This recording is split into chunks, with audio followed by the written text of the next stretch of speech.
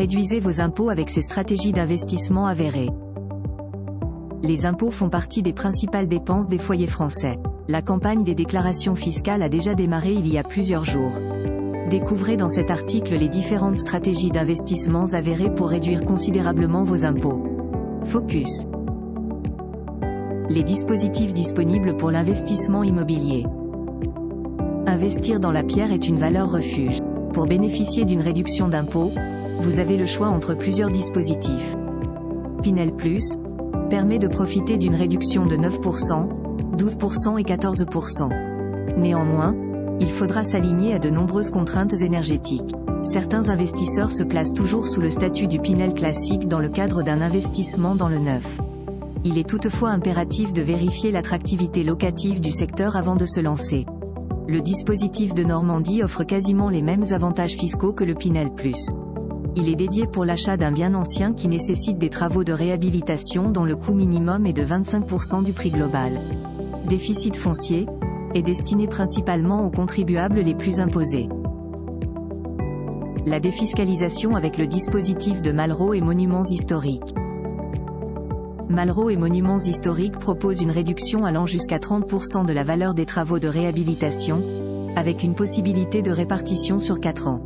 Pour les très gros contribuables, le dispositif MH peut devenir un meilleur allié. Pour une baisse d'impôt, il faudra intégrer le coût des travaux dans le calcul. En revanche, vous devez respecter l'obligation de location pendant un délai de 3 ans. Aussi, pensez à vous renseigner sur les travaux déductibles. Comprendre la SOFICA.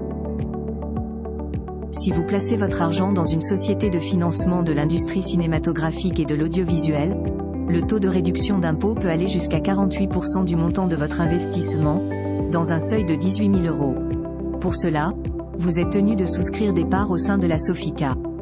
Ensuite, notez que les fonds placés sont bloqués pendant une durée de 5 ans au minimum. Le risque reste toutefois assez important puisque vous ne pouvez pas savoir à l'avance si les œuvres artistiques financées connaîtront un succès ou non. Vous devez vous attendre à perdre le gain fiscal dont vous avez bénéficié à l'entrée. Le plan épargne retraite. Le PER a connu une ascension depuis quelque temps, avec plus de 9 millions de titulaires et un en cours allant jusqu'à 95 milliards d'euros. L'argent placé sera immobilisé jusqu'à votre départ à la retraite. Les versements volontaires réalisés dans votre outil d'épargne peuvent être déduits de l'impôt sur le revenu. Cet avantage fiscal est inférieur ou égal à 10% des revenus professionnels des salariés de l'année précédente, avec une limite de 35 194 € contre 85 780 € pour la profession libérale ou indépendante.